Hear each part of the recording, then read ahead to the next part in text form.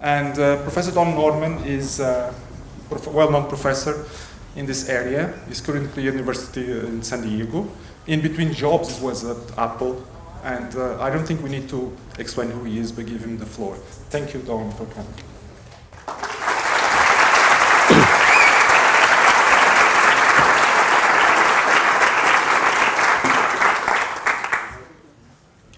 Thank you.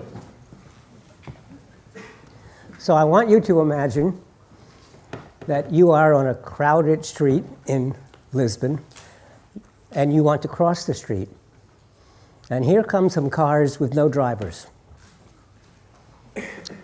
How do you know that you can cross? How do you know that they see you? What if you're crossing in the middle of the street, say? So you want to say, go, go. Well, how do you do that? Or what if they slow down and they tell you to go? How would they do that? Now, I'll warn you, it's very easy to think of solutions if you think of one car and one person. But suppose that you are near Tecnico, someplace where there are lots of students. So there are many cars and bicycles and skateboards and motorcycles and scooters and many pedestrians and maybe many cars that have drivers. The solution has to work in that case, not just when there's one car and one person. So I'm here to tell you about what we do in San Diego. We've started a group which we call the Design Lab. And we decided that we did not need to do a design program, a traditional design program. Because for many of you, and for certainly most of the world, design is something that makes things pretty, that makes them attractive objects. And those are very nice, and I like them, and I buy them, and I use them, but we're not very good at that at San Diego. And the world doesn't need another school teaching that. There are many good schools that already teach that. So what can we do that's different? We decided we were going to work on difficult problems. We call them complex socio-technical problems. And in a few minutes, I'll tell you about Design X, which is our way of describing it. And so what we are doing is we're going to work on complex problems like the ones of driverless cars, which is posing many, many difficulties. There are legal difficulties, political difficulties, economic difficulties, social difficulties, and as you saw, behavioral problems, just knowing how do you communicate with a car that has no driver. Those are complex socio-technical problems, and they are systems. So we are doing what we once called user-centered system design, which of course stands for User-Centered System Design, UCSD, which is my university.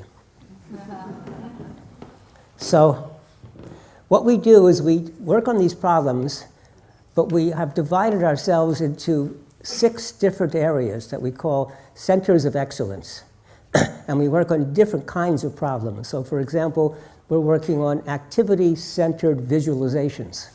So when we have big data, and we now want to present it to you, well, many of the computer scientists, computer graphics people, some of you may be in the audience, make very beautiful diagrams and pictures and illustrations and clever ways of showing all the data, but without any thought about how it's going to be used. And most of the time, these are wonderful, beautiful to look at, but when you have a problem to solve, they're not the right presentation. So trying to understand how to present something is difficult.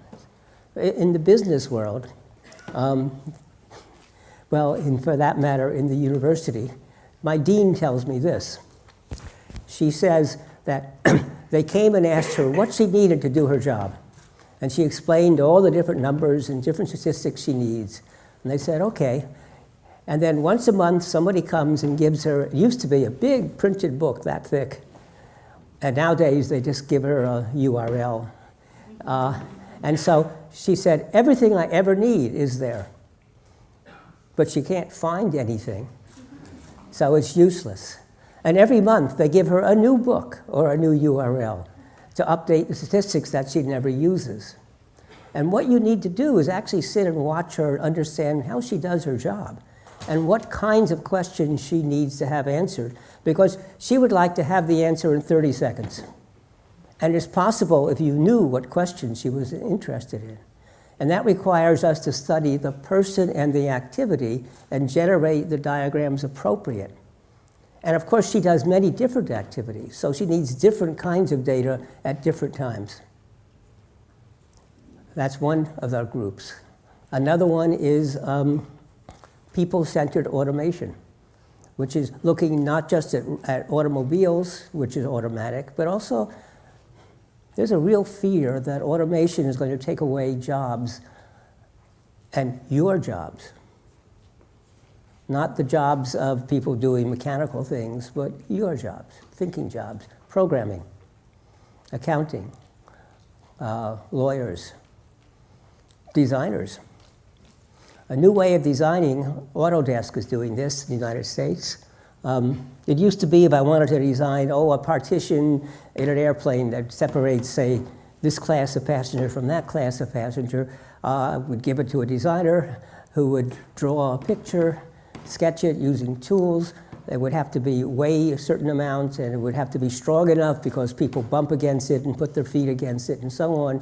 So how do you make it attractive and it works? So the computer program would figure out the forces, but the designer would design it. And that's not how you do it today, or you will start doing it in the future. What you will do is you say to the program, well, I need something about this size, and it has to be as light as possible, and here are the forces. Go. And the program will generate a suggestion, and another one, thousands of them. And what you do instead is you say, oh, that's good, that's good. Oh, no, this is horrible. Don't do any more of those. Do more of these. And you keep sorting. And it's learning by what you say is good and what you say is bad and changing what it's doing.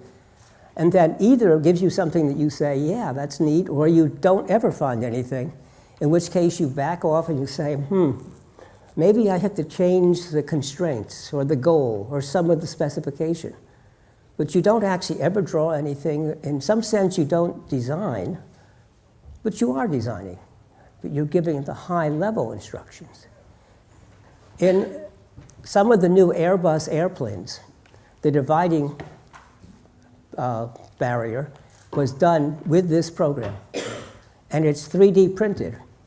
And the advantage of 3D printing is you can make parts that you can't make in any other way. You can make parts that are hollow inside. And so what you can do is make it very light, because when you do the analysis of the part, it turns out a lot of the stuff inside does not add to the strength, it just adds to the weight. So you leave it out. Well, that's a new kind of design. How would we do that in a way that people could interact with the technology? How can a physician use a computer system to make them a better physician? Not to replace the physician, but to make them better. Just like most of our tools, a calculator does not replace me, but it makes me better, because when I do arithmetic or algebra or calculus, I make mistakes. So with a calculator, I still have to formulate the problem, and I have to interpret whether the answer is right, but it can do all the drudgery. You may not realize this, but solving mathematical equations is not what mathematicians care about. What you care about is the equation itself, and maybe a demonstration of its correctness. But solving it, that's mechanical and takes a lot of time, and people make a lot of errors. So let machines do that. How can we create machines that substitute for us where we're bad and help us where we're good? We'll come back to that. We have a Center for Health. We're working a lot in healthcare, trying to change healthcare and thinking of it as a system, not as a device here or a device there, but a complete system. We have a center on large-scale learning. How can I teach 100,000 people in a class and yet give you individual attention?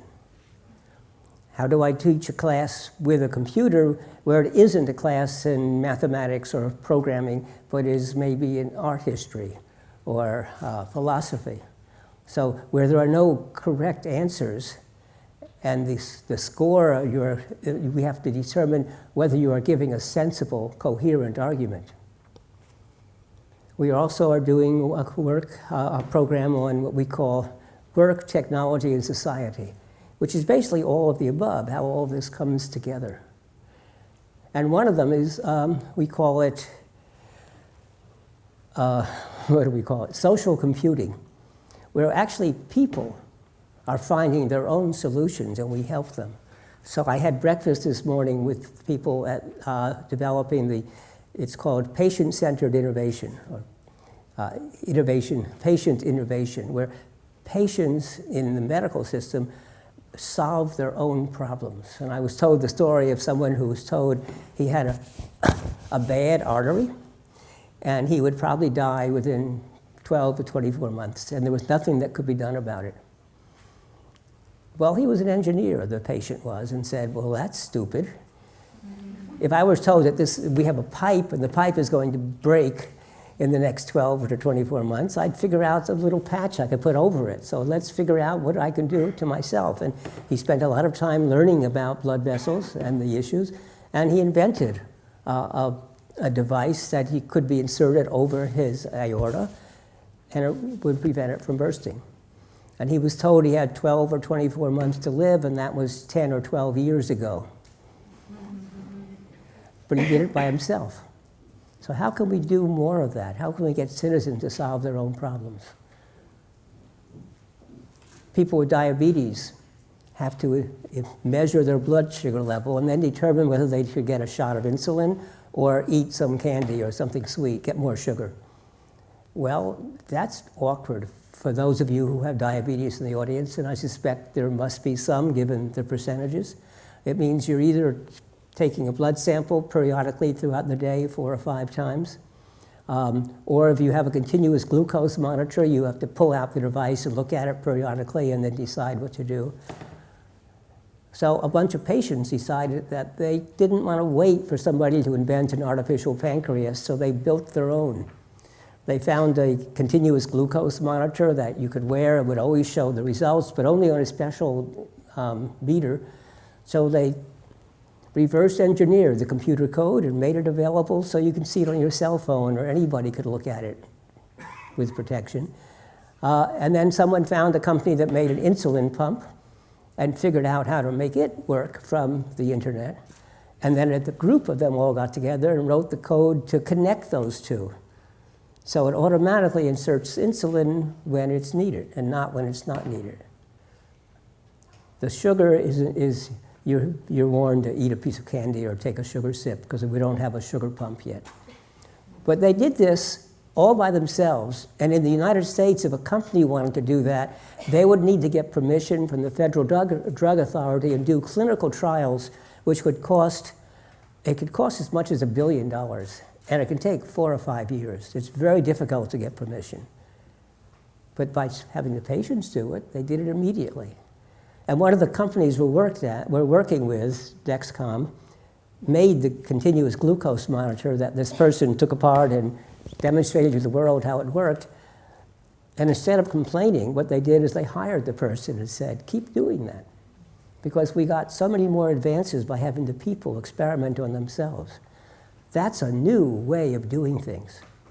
New methods of education, new methods of automation, new methods of innovation. So these are the things we're working on at UC San Diego. And we call these problems, we call them Design X, because a number of years ago, a number of us were on the advisory board of the new school. It's the College of Design and Innovation at Tongji University in Shanghai. And so we were sitting around drinking our tea and decided that we all wanted to work on these complex problems. And that isn't what designers are taught to do. But to us, and this is sort of a new generation of design, design is not making pretty things. Design is a way of thinking, of solving complex problems. And above all, making sure we're solving the right problem. So it's a way of thinking, and it's people-centered. We put people first. So we decided we were going to call this Design 2.0. And then we discovered there already was a Design 2.0. So we said, Design 3.0. Well, there already is. And that we tried 4 and a few people. Anyway, we decided to call it Design X.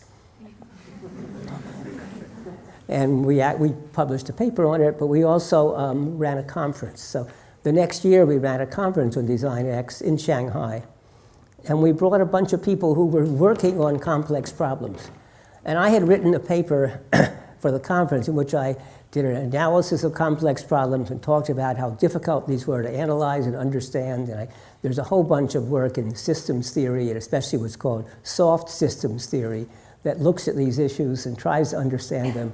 And it's very clear that the traditional way of approaching these problems is to try to solve the entire systems problem and come up with a solution.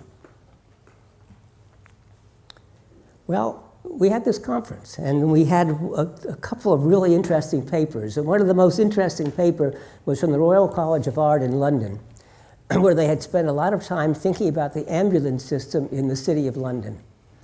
And they realized that there was a much better way of doing ambulances than what they had. Because right now, the ambulances were located in the hospitals, and they would be called out with a problem, and they might not even have the right equipment with them, and it would take quite a while to get to the patient and then to come back to the hospital.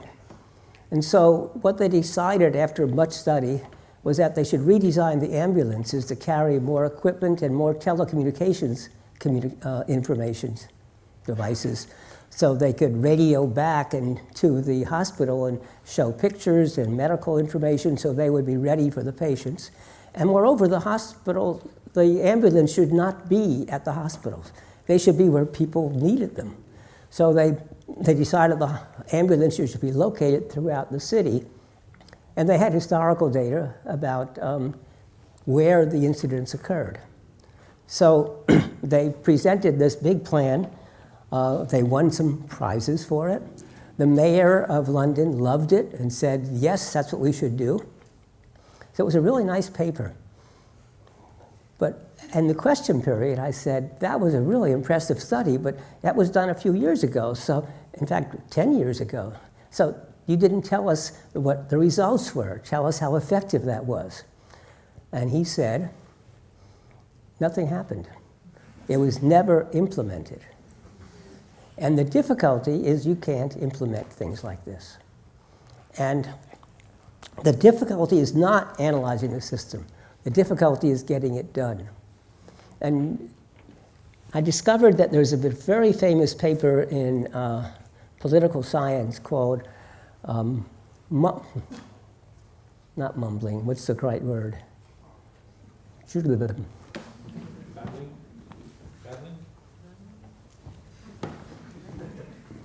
I wrote it down. But where did I put what I wrote down?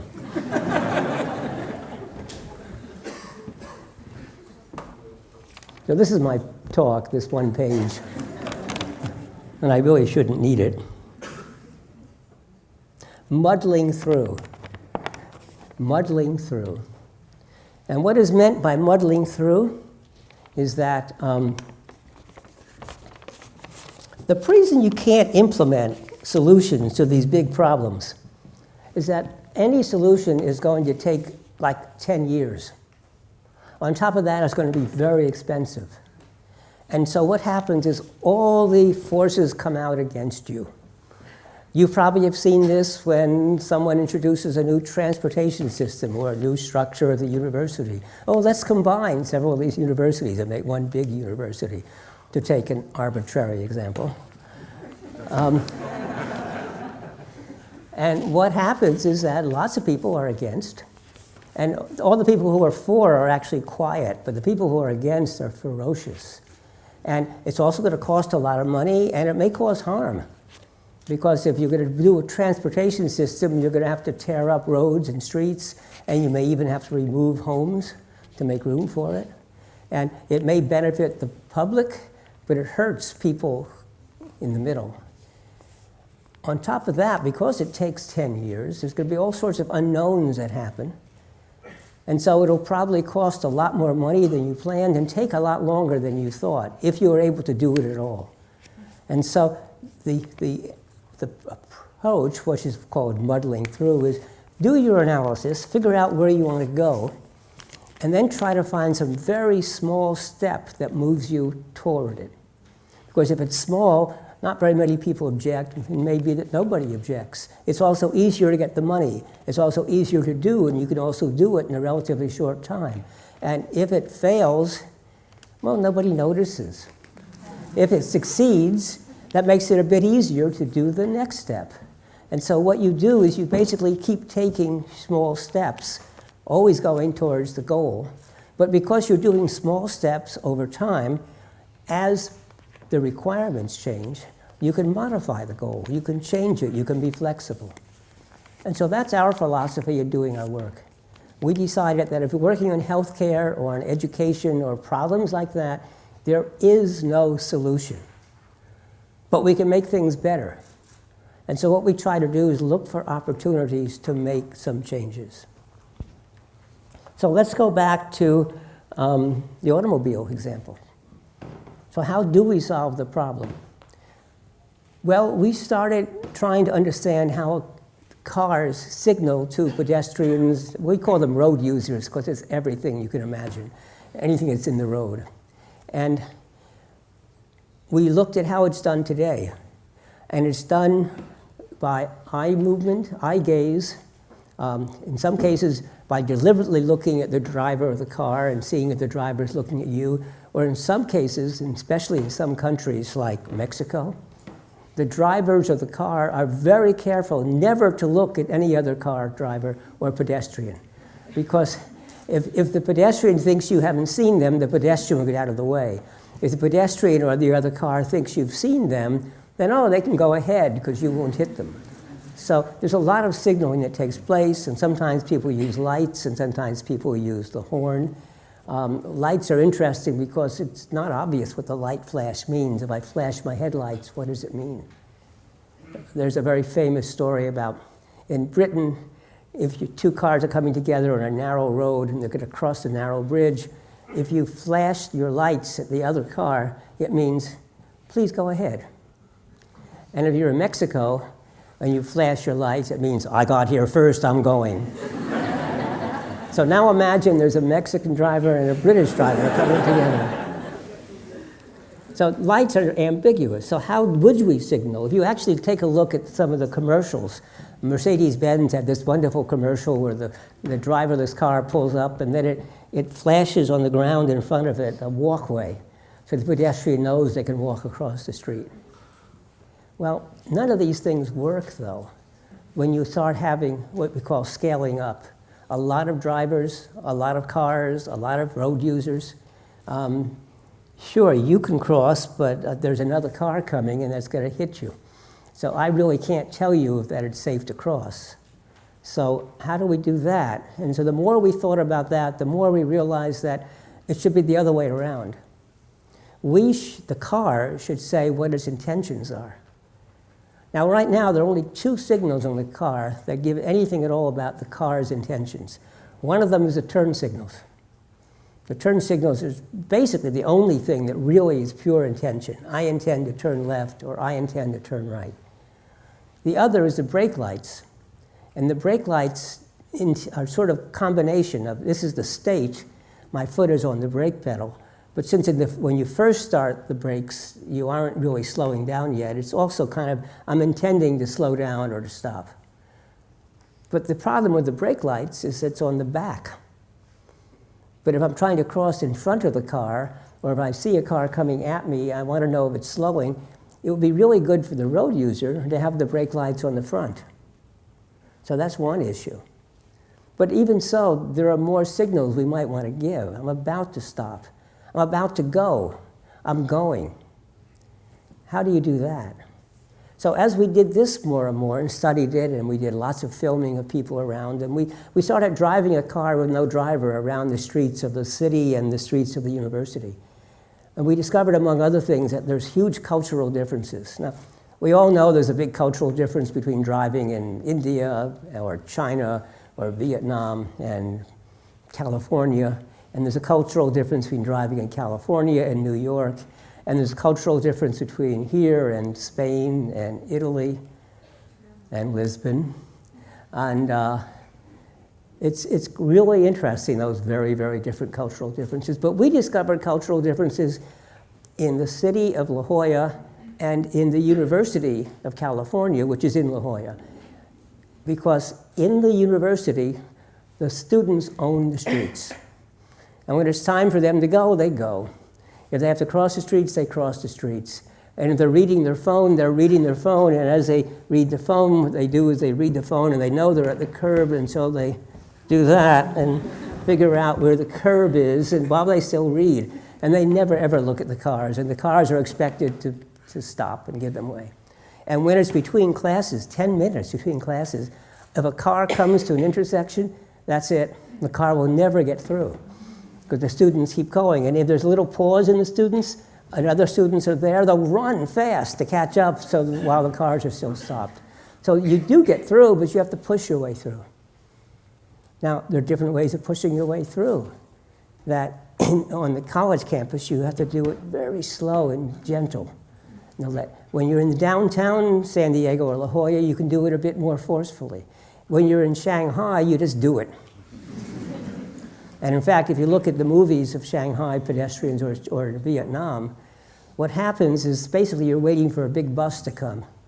And when a big bus comes and makes a right turn, say, that what happens is all the people on motorcycles and cars and pedestrians go along behind it in the shadow of the bus, because the bus is breaking the way, and then you can go along.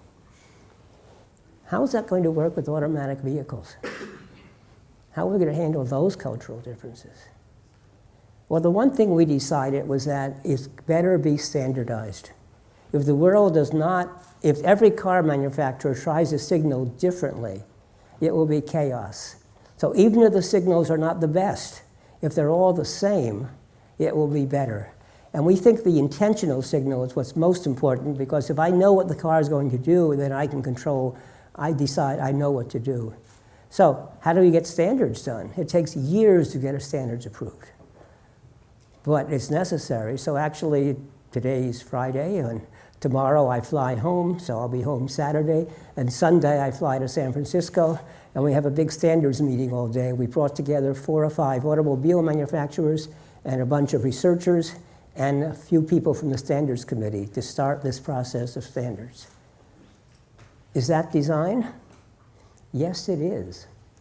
But it's design of the sort of design X, which is a socio-technical problem. It requires society, it requires politics, it requires negotiation, it's going to require laws and regulations. It's a very complex problem. That's design X. Well, let me tell you about the medical problem. Talk about cancer, because we're working with the cancer people. We're working with about 4 different medical school departments and in the hospital, the clinics. So a child has a problem, pain in the leg. And it takes the child a week or 2 before it bothers to tell her mother.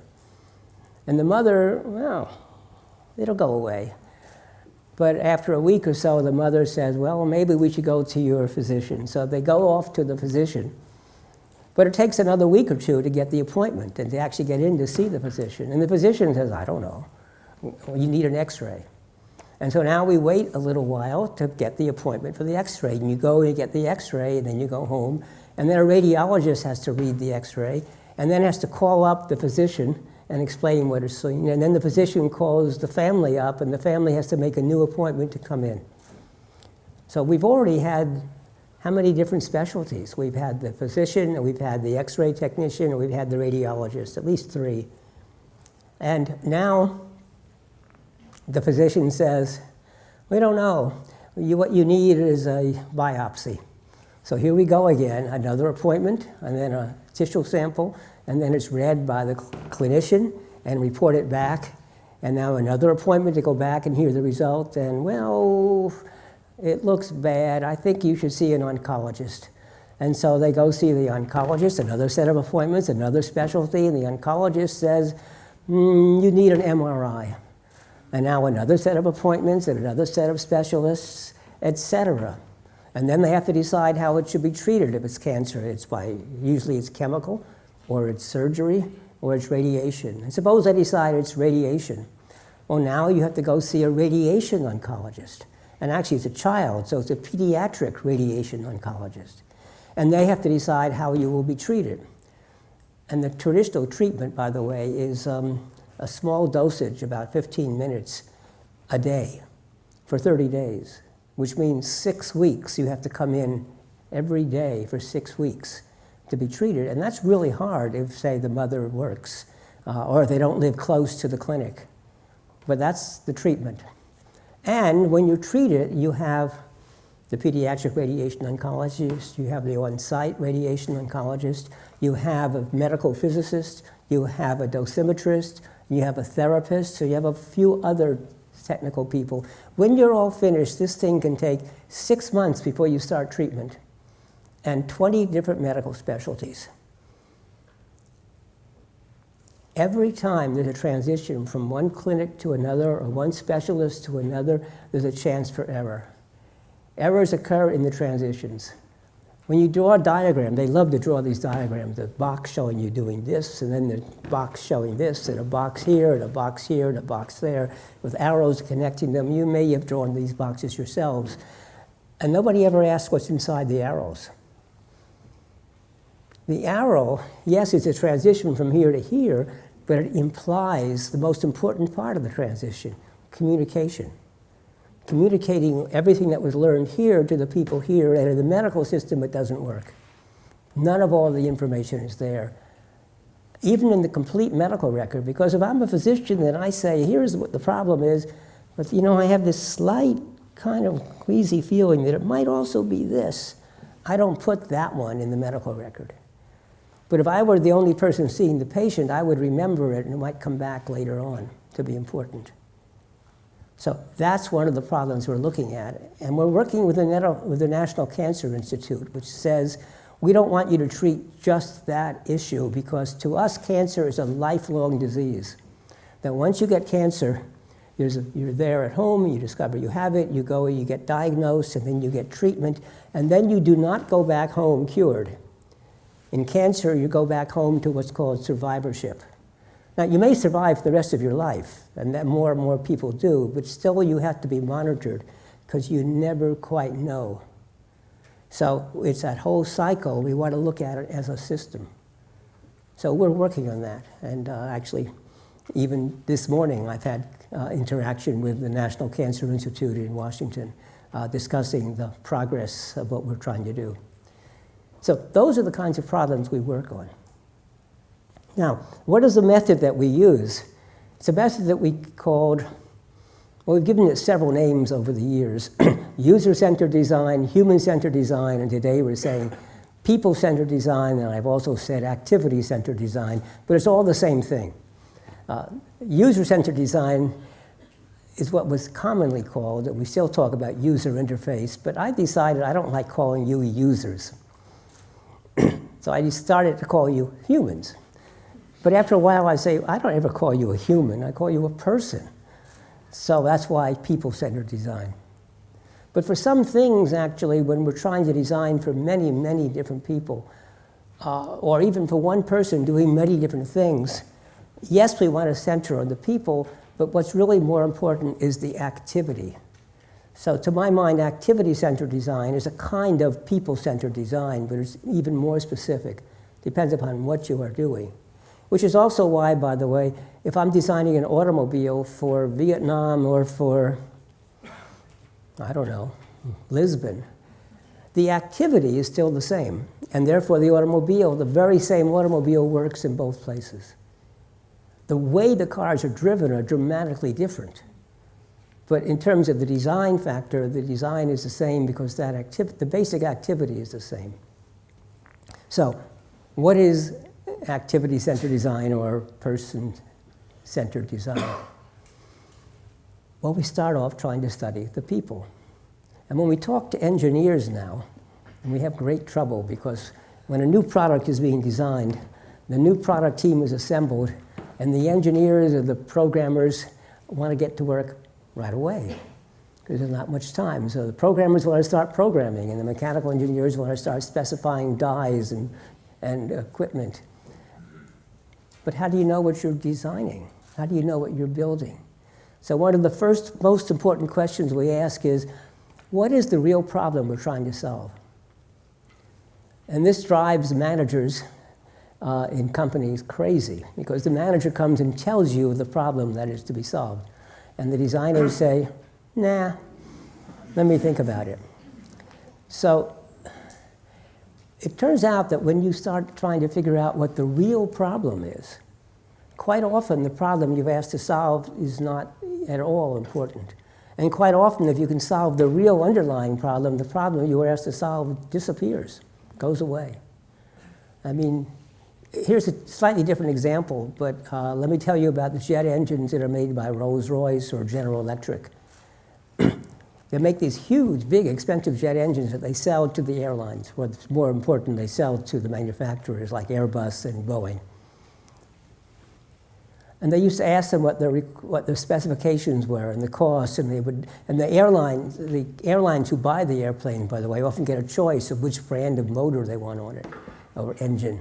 And the companies, Rolls-Royce to start it, said, we realized that they didn't care about the engine. So we don't sell them the engines anymore. We don't sell our engines. We say, we will guarantee you, I don't know, 1,000 hours of flight per year. That's what we will sell you. And that's actually much better for the airlines. Because now they don't have to hire technicians to repair the engines, to take them apart. They don't have to worry about when they need service. Rolls-Royce takes care of it all. Rolls-Royce puts the engine on the airplane. The airplanes have all sorts of sensors on them, which send back information to Rolls-Royce so they know the exact state of the engine. So they can let it go longer without maintenance than normal, or they can make it have an immediate maintenance if necessary. So they know the state of the engine. In fact, there was a recent crash of an airplane in Indonesia that got lost. Nobody's ever found the airplane, and they lost contact with the airplane. Well, actually, the engine was still in contact with the manufacturers. So they know actually where the airplane was roughly because they got the information from the engine maker. So that's solving the right problem. And I was just at an equipment maker in Modena, Italy, where they make this wonderful machine that puts pills in boxes. It's an incredible machine. It costs about $10 million. And what you do is you pour the pills in at one side, and then you have big rolls of paper and plastic and aluminum foil.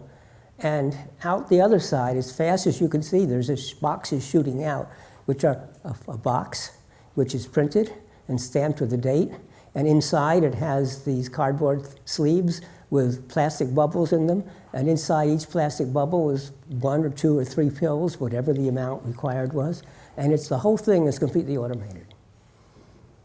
And the company sells them to companies that make pills. And now they're starting to say, we're not going to sell it to you.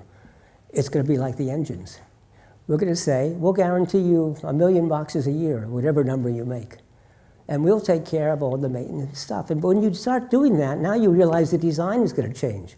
The design of the engines have to change because we need all those sensors to give us the complete information so we know when we should do it.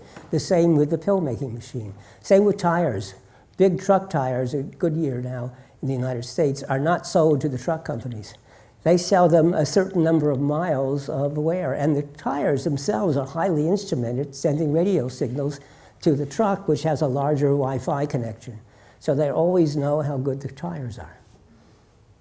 Whole different way of doing things. So that is what is starting to happen. And that's activity-based, but it's also, let's figure out what the real problem is that there is to solve. So we do what the Japanese call the 5 whys. When we're given a problem to solve, we say, why is that a problem? And when we get an answer, we say, why is that so? And then we say, why? And we keep asking why till we think we have what is the fundamental problem that we have to solve. So the first step is solve the right problem. The second step is, how do we work around the people? What is it that the people need? And then we also have to figure out what an appropriate solution is. So we have 2 phases. Phase 1 is where we start trying to figure out what are the possible basic, fundamental, underlying problems. And then we come back and decide what we think we've got. It's sort of as a diamond. We expand what the possible underlying problems are, and now we figure out what the problem is. And now we try to think about all the possible solutions, and then we try to converge upon one that's feasible, sensible, affordable, reliable, doable. And that's what we call our process. But there's one important part of that, which is we don't trust our results. When you're designing for people, it's very difficult to know what people will do. So we actually have to test. And so we try to test anything that we're suggesting and get back a result right away. Now, normally when we tell engineers we need to have a prototype that we can test and see if it's the right idea, they'll say, oh, it'll take us 6 months to finish coding or 6 months to finish building. And our answer is no, we want to test tomorrow. And so what we are really good at is theater. We're really good at making something that looks like it's working but isn't. I mean, those of you who remember the old Palm Pilot, it was called, the very first small little thing you carried around in your pocket. The way it was modeled at first was basically you just got a piece of wood which is the same size that you hoped you could make it at, and you carried it around in your pocket all day.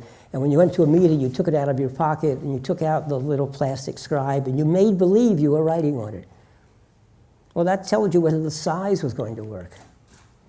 And then for other things, we make plastic models, or we make foam models, or wood.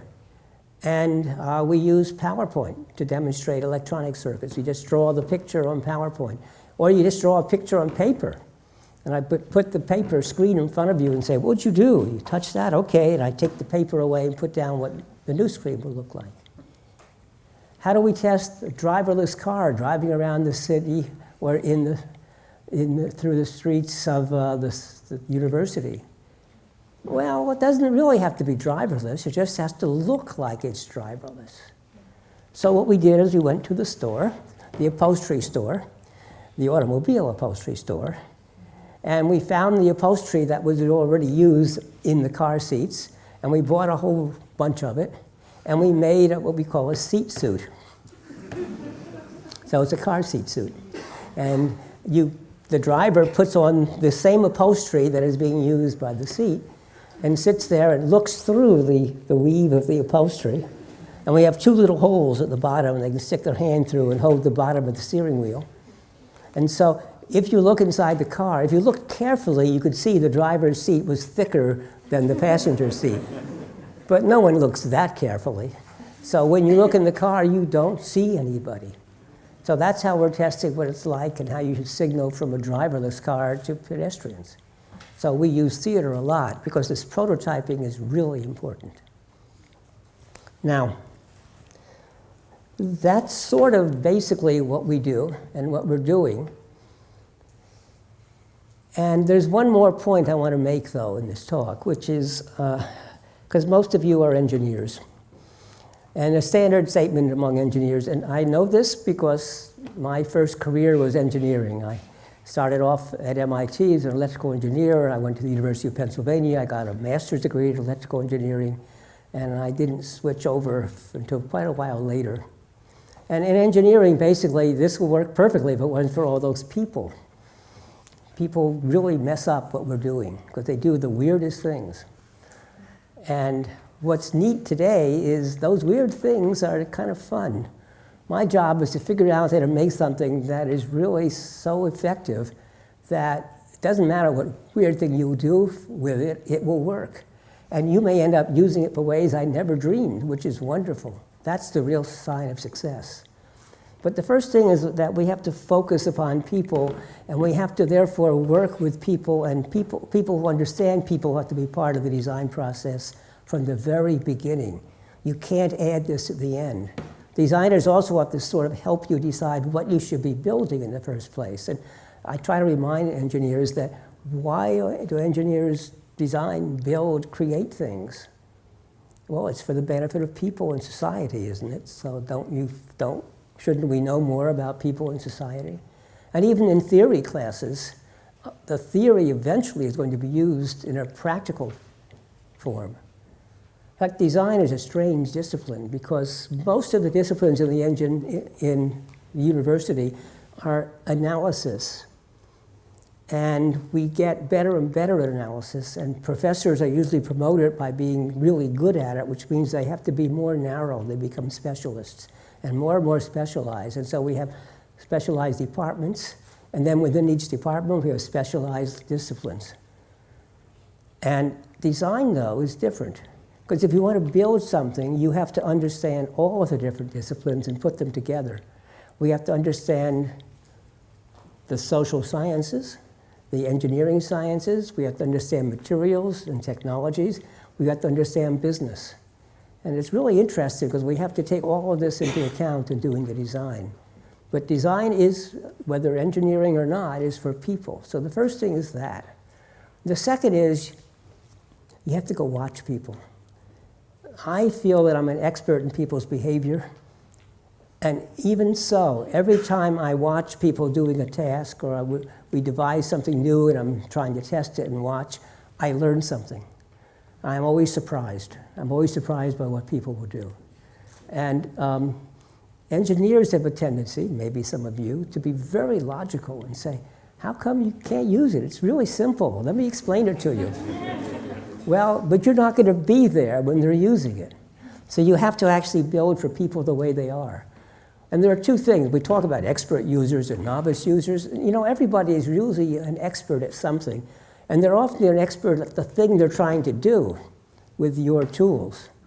They're a novice in using your tool. But don't confuse that with not being an expert at something. But in addition, I have to remind you, you all know about IQ scores, right? And probably all of you have pretty high IQ scores. That's why you're here. I want to tell you that half the people in Lisbon have an IQ less than 100. Half the people in the world have an IQ less than 100. Because that's the definition. By definition, the IQ, the mean, is a relatively symmetrical distribution. The mean is fixed at 100. It means half the people are above, half the people are below. And we have to design for everybody. And we have to do that by watching. And on top of that, not everybody is fully functioning. We talk about designing for the elderly, and I say that's stupid. We shouldn't design for the elderly. We should design for people who might have memory problems or who might have motor control problems, but some of them could be young as well as old. And a lot of the elderly are quite functional. I mean, what's the definition of elderly? Someone over 60, 65? I'm 81. I hate to be classified as elderly and frail. So, some people can't see very well, and it isn't just the elderly, right? I mean, oomph. Actually, I now can see very well without the glasses, but that's because I don't have lenses.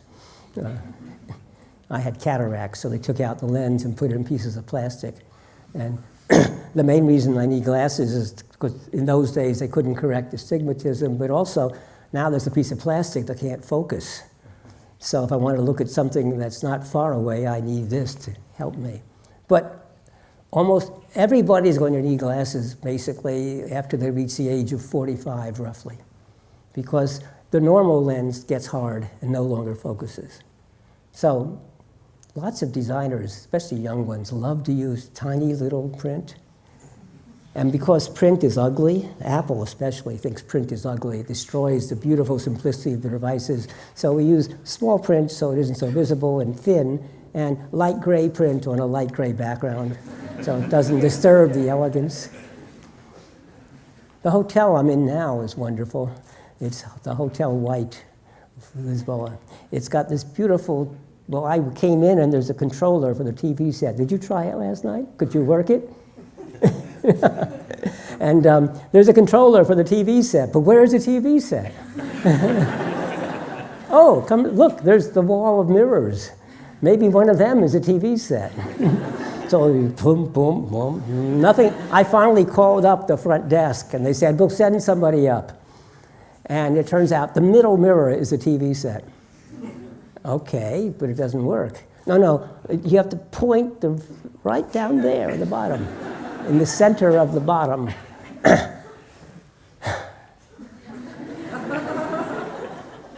In design, we call a signifier. First of all, you have to discoverability is how you know what you can do, and second of all, there should be some signifier, which comes from semiotics, that says, this is where you do it. So I'm going to go back and tell the hotel, just get yourself a little colorful dot, green, red, whatever color you like, and put it right there where they should aim for it. And then just have a little notice someplace that says, to use a TV set, aim at the red dot. Because I asked the person who helped me, does anybody else have this problem? Every day, he said. And last night, Nuno checked into the hotel, so while we were there, we asked the people signing in, does anybody have trouble with the TV set? All the time, they said. Well, whoever designed it was someone who really made it look beautiful. It is pretty. But if you want to use it, how much time do they have to spend with people coming up all the time to help the people? But you see, if you would have thought about that or tested it, there's a trivial solution, which I've just told you already. In fact, for a long time, I used to walk around with those little bunch strips of colored little dots. Keys. I never know whether I should put the key in and turn it to the right or turn it to the left, because each one is different. So I used to go around with little green dots and put the dot on the direction that I had to turn the key. In automobiles, we had two cars, and one of them, the gas tank's on the right, and one on the left. We could never remember which. Little green dot reminds me which side. Nowadays, actually, the cars, they have a little picture of the gas tank with an arrow saying which side the opening is on. Think about people. Last point. We tend to build things that we can build. And then it doesn't quite work every part, so the rest we leave for people. This means that we're building machines like an automobile. And even the most advanced quasi-autonomous cars today are not fully. And so the person has to watch and take over. And that means the person has to behave like the machine. And we're particularly bad at being machines. We're very bad at things that require high accuracy, that require a lot of attention for periods of time when nothing is happening, that require repeated activity, the same one over and over and over and over again with high precision or high accuracy. We're very bad at those things. Our memories are not perfect. They're imperfect. We're really good, though, at creativity. We're really good at knowing what to do when there's something, the situation suddenly is completely unusual that never has been experienced before. We're really good at lots of different things. We're very flexible. We're compliant. And our memories may not be accurate, but you know, in the real world, we don't have to be accurate. What our memories are really good at is, especially as abstractions, and recognizing, oh, this situation is kind of like something I've had before, and knowing how to respond. And not remembering the details is actually helpful in matching some experience to some previous experience. But the machines take that away from us. So here's something. We all know that people are distractible. And that's why we get a lot of accidents, because we're so distracted. And I say that's false. We aren't distractible. What that is doing is taking one of our great virtues, that we are very attentive to things that happen around us. We notice new things. Oh, look at that. And we put them together.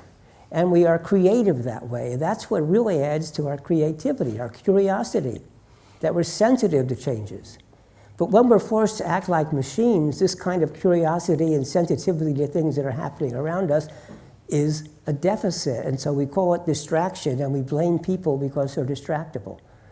So we build our machines so that people have to act like machines, which is what people are bad at.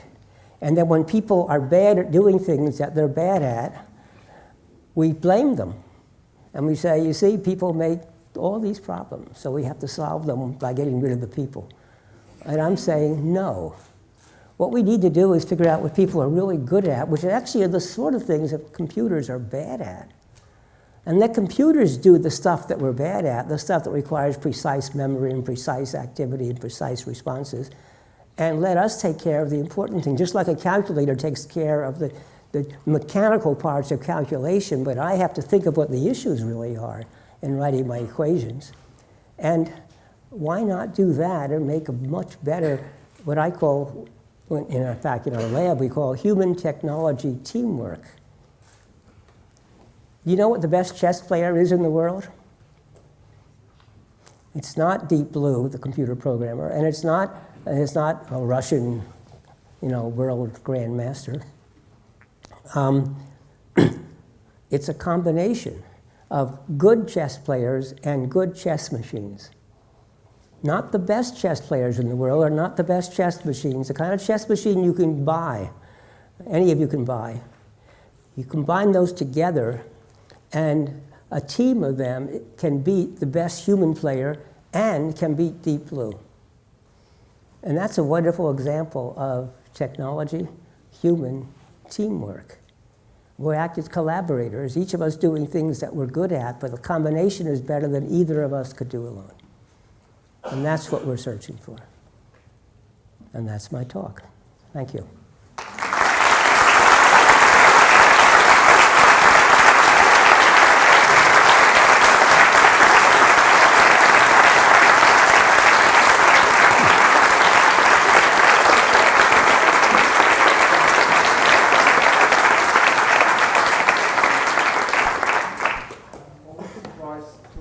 To see Don making a beautiful talk with no slides in perfect timing. And I feel old. So we have 20 minutes for questions. We have some people with microphones.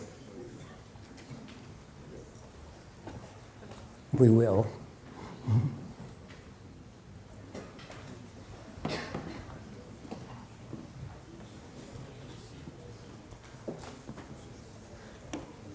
I think there's a first question up there. Hi. Thanks for the great talk. So my question is related to learning and education in the classroom. So in your opinion, in terms of people-centered design, what would you change in the traditional classroom? Or in other words, what does the traditional classroom get most wrong? How can we start muddling through that problem? Thanks. Well, I told the head of our university the first thing I would do is get rid of departments. And I really think we should change the whole educational system. But before I tackle that, let me just try the question.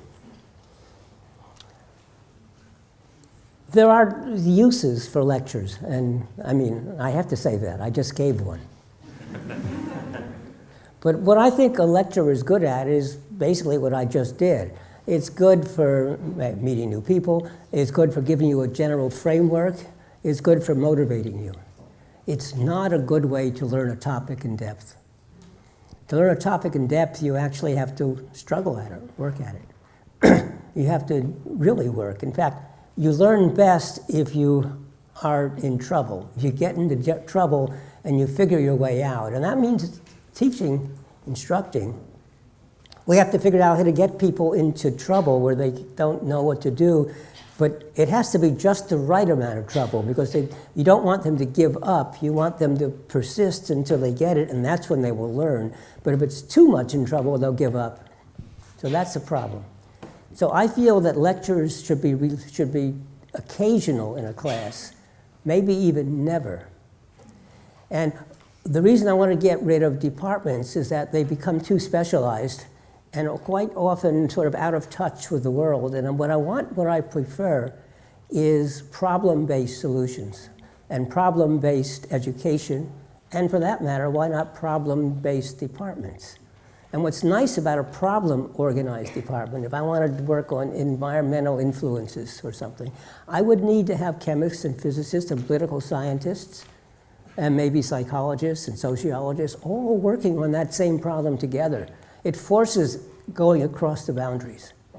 Now, we still need specialists, absolutely. We need to have people who are experts in the given topics, because without the experts in the specialized area, we're not going to solve the problems well. So we need a combination of these two.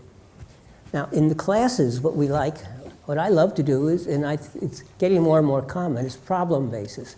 So one thing I like to do in classes is on day one, I give the students a problem to work on.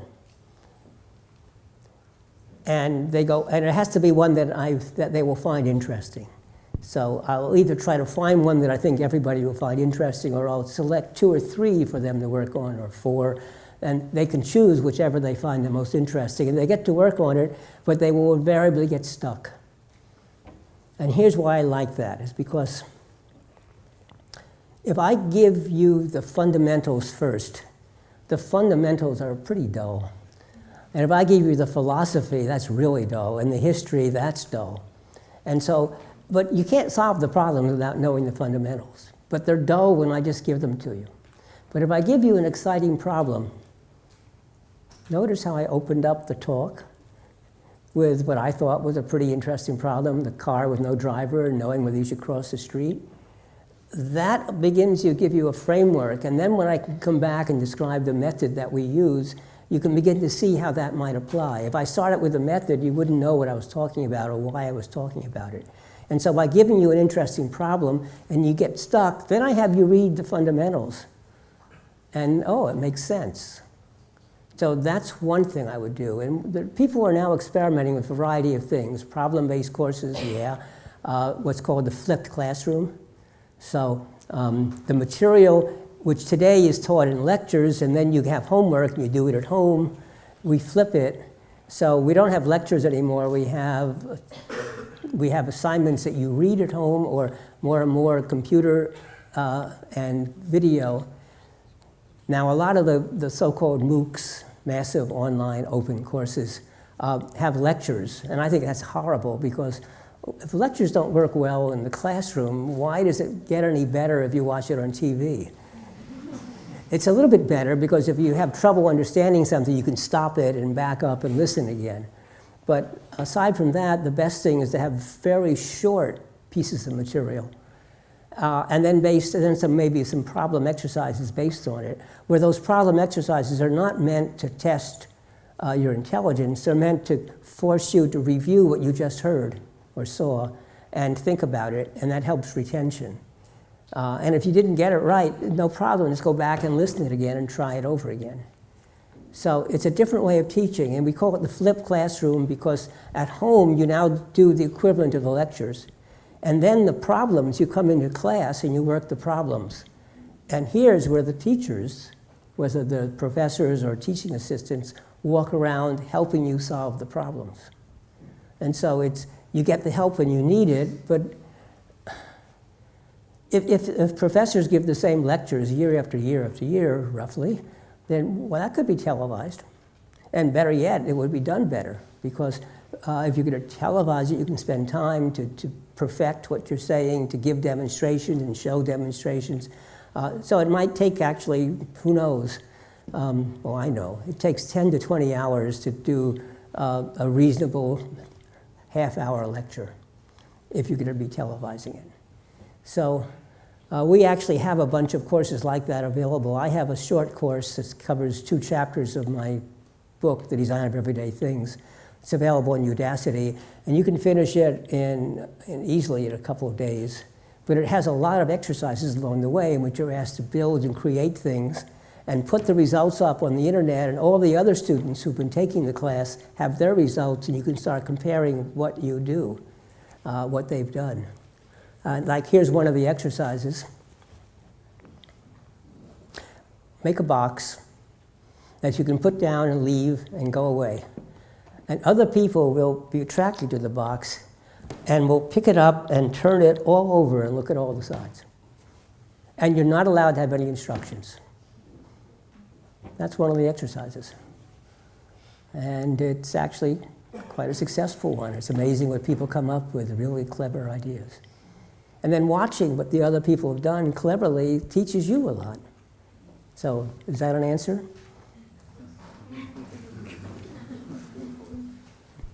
More questions? I have to wait for the microphone, so I don't select who asks the question.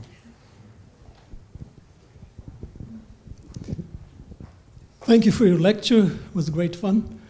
I have actually 2 questions. The first one is, when do you think I should be ready with the skills to cross the street? And the second one is... Anytime you cross the street. Because No, what you're saying is when are these all fully automated cars going to be? But actually, I think it's more dangerous today than it will be when those occur. Because one of the things that is true about these fully autonomous cars is there's actually a danger that they have today. They obey the law. The Google cars have had many accidents, and with one or two exceptions, every accident was they were hit from behind by a car that didn't expect them to go so slow or to stop. So the other thing is, I just wrote a little piece on this. Oh, it's an automatic car. How neat. I know it's programmed not to hit me. I'll just walk across the street, right? I don't have to pay any attention. So you don't have to worry. thank you. I'll try not to. The second question is, I couldn't agree more with the idea of doing away with departments. But it sounds a little bit like spreading ambulances throughout London. Which small steps would you recommend along the way? Changing the university system, let alone the educational system, but changing the university system is a Design X problem. Absolutely. And when I give this idea to our provost and university head, and even my deans, they smile at me. And they might even agree with me, but come on, Don, they say. But I think the way to do it slowly is, first of all, we are naturally moving towards a flipped classroom. And we're also naturally moving towards problem-based education. Not everybody. By the way, there is no single method of education that's going to work for all people in all subjects. So when I'm an advocate of problem-based education, it's not going to work in everything.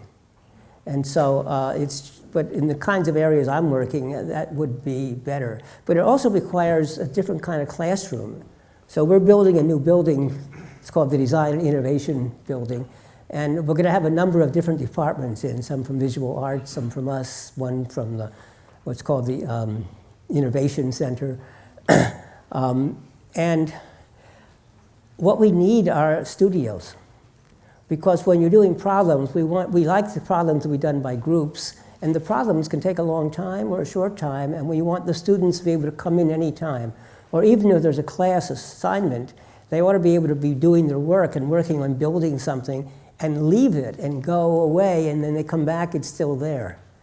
And so that's a really difficult scheduling problem, but there are already existing lots of solutions. You can look at, we've looked at design centers around the world, and one way is you have lots of these boards, and you can, for Post-it notes, but also you can post your stuff or fold it up or put it into lockers, and they're on wheels, so you can wheel them off to the side and keep them out of the way, but bring them back when you need them. So problem-based is, by starting to have problem-based classes, and most professors, by the way, once they start doing them, start to like them. They may resist it at first, but they end up often, not everybody, but often really liking them. The other thing is, and once you start doing problem-based, I think that's sort of the technical term is the camel's nose under the tent. But what this means is you've made a little step, which makes it easier to do the next step and the next step and the next step. And that's one way we're trying to start. The other thing is, by the way, our design lab is, I have a difficulty with it, is that I'm not in any assigned area. So when I have some problem, I can't go to my dean for help. I have to go all the way to the provost, which annoys him sometimes. But when I said, well, maybe I should be reporting to some dean or a couple of deans, he said no, that this was set up by the chancellor on purpose, not to be in any department or in any school, because we work with the School of Social Sciences and with engineering and with what's called global policy and strategy and with arts and humanities and with the School of Business. And it's really very nice that no one thinks that we're in one thing versus another. So we can work across and we can put together problem-based, well, in our research, what we do is we go around the campus and find the relevant people and ask them try to convince them to come work with us on this interesting problem. And faculty like that, first of all, and second of all, faculty like when we say we also have money to support your students. So that's how we're doing it. We have one question down here and another one here. Hi. I agree with you that standardization is the solution for autonomous cars. But the problem with standardization is it's not profitable. Apple hasn't removed the Lightning port on their iPhone because they want to sell more Lightning adapters and Lightning chargers. And my question is, how do you turn standardization profitable? Take Tesla, for example. While everyone is left behind debating what's best for people, how do we make cars safe, how do we implement this in large scale, they're just paving the way through to autonomous driving. And they might one day become the Apple of autonomous driving. So how can you make standardization? You know, when I was at Apple, Microsoft was a dominant player, and we were weak. And so it was my job, actually, to cause standards to happen. And so I went to the FCC in Washington, and we got the Wi-Fi band. And I went to the FCC in Washington, and we said the TV standards you're bringing about for high-definition TV are no good for computers. And we got them to change the standards so that we actually had something that the computer people could live with. And believe me, each of these exercises was non-trivial. It took, for the TV, it took 2 years and a lot of work. And in addition, I tried hard to get standards for the computer system. So I got together with IBM and, boy, it's so long I don't remember the name, but most of the computer manufacturers, and we were all trying to bring in standards. And the one person who wouldn't play was Microsoft. And Microsoft came into our meeting one day and said, well, if you really want standards, you should just all use Microsoft. And one of the lessons there is the leader never wants standards. And the followers always want standards. Now that Apple is the leader, it doesn't want standards. Now, that's not completely true. I have a feeling that the new standard of a connector is USB-C, which Apple already uses in its MacBook Pros. And so actually, Apple, in its, bless it, got rid of everything in the MacBook Pro, except for the USB-C. So if you want to have a power adapter, or you have to have a new kind of transformer, it plugs in USB-C. If you want to go to a HDML, that's another standard projector, you have to have an adapter that goes from there. If you want to go to a normal USB, that's another standard. You have to have an adapter to go from USB-C to USB. It's a mess. But this is actually a better thing that someday will happen because, first of all, it's very small. Second, it's very powerful. You can charge very fast. And it can handle everything. All sorts of data rates, which therefore means high definition television, not what is called high definition, but what's called 4K or even 8K television. And hey, guess what? It doesn't matter which way you plug it in. So Apple is still experimenting with using it, and it may happen. But you're right, as the joke goes, the nice thing about standards is that there are so many of them. But I disagree with your comment about Tesla. I think Tesla is reckless. Tesla does not understand that there are people in there. And so, for example, they got people to trust their driving so well that one person killed himself because he over-trusted. It's very difficult to get people to trust things, but the danger is if they over-trust, then in fact they may get killed. And I've watched some of the Tesla stories about their programmers that are not using. If you're doing something that's life-critical, the programming practices you follow better be life-critical programming practices, which the military has established, which the aviation community has established, which the medical community has established. But the automobile the Tesla and the consumer goods don't follow it. Because the consumer goods people are quite happy. Oh, we release it because people want it fast, and it has lots of errors. That's why every week it seems like you have to upgrade or modify your operating system. That's not going to work. It's a life-critical safety thing. The number of Tesla vehicles out there is still tiny, minute. I've driven a Tesla, or I should say I let the Tesla drive me. It's kind of scary. Is it safe? Well, yeah, but it doesn't feel safe. It's wobbling all over the road.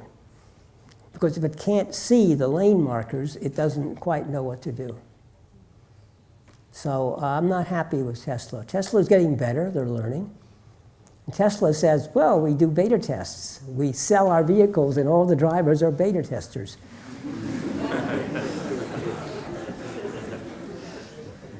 It's the drivers' lives we're talking about. So no, I'm not happy with that. By the way, the standards that we have, if you do the standards right, they don't tell you how you must do something. They tell you what the results should be. So the proper standards are they're the functional standards. It should be able to pass these kinds of tests. You can do it any way you like. And believe me, when it comes to profits, yeah, you make some profits selling the accessories, but that's not where your profits come from. Notice the third parties that make lots of this stuff. Anyway, next question. I think we have a question. Yeah. Hi. Thanks for your talk and for your amazing books. You talked about the project of Pedro Oliveira, PatientCentered Innovation, and I have something to share with you and one question. I'm a designer and I have a disease, a chronic disease. And a few years ago, I discovered that we had a lot of problems related with data recording and some things. The problems that you talked about it, to the other example that you spoke here. My question is, being a designer or an engineering is more easier for us to have the big pictures of the problem that we are facing daily related with our disease, or doesn't matter? Oh, the more information we have, the better. Absolutely, we have to. So, for example, because we have experience. I'm not an expert in medicine. I'm an expert in behavior. But that means I must work closely with experts in medicine. When I said we set up centers of excellence, I find a faculty member who is an expert in that area, who is excited by it. So in the health, I don't lead the Center for Health. Eli Spencer, a friend of mine, who's a physician, leads it. And we have a large range of physicians that are helping us do this, including the department chairs of all of the departments, the department chair of emergency medicine, of radiology, of oncology, and public health. They're all working with us, and they also are in charge of the clinics, so we also work with the physicians running the clinics. It's absolutely necessary to have a large, deep understanding. That doesn't mean, though, that every designer must have this, but we must work with people who have that. This was the question. Okay, the last question here, we're running out of time. It's actually, I shouldn't allow this because the director of Larsis didn't attend our advisory board in the last 2 days, but we're going to open an exception. I'm trying to compensate. Okay, it was a very, very inspiring talk. I'm curious about the part you mentioned, the signaling from the cars to the people and how they interpret each other. And I know that, for example, so we humans exchange a lot of information without actually talking, without speaking. So there's a lot of bytes going back and forth just by, these other channels. And people are looking in the brain, in neuroscience, and so on, to understand a bit of how we do this, because we are not always aware.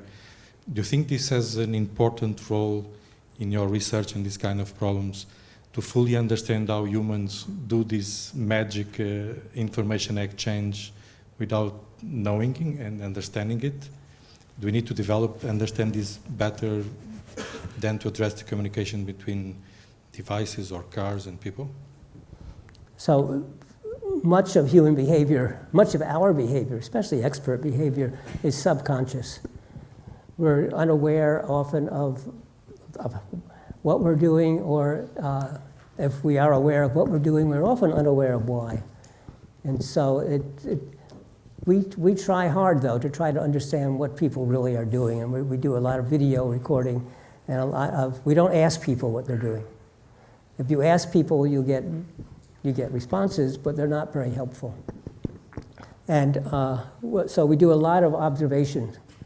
But the real issue, though, is that we don't necessarily want to build the autonomous cars to work just like people. In fact, I think it's a mistake to try to copy people. It's the old story is, airplanes don't fly the same way that birds do.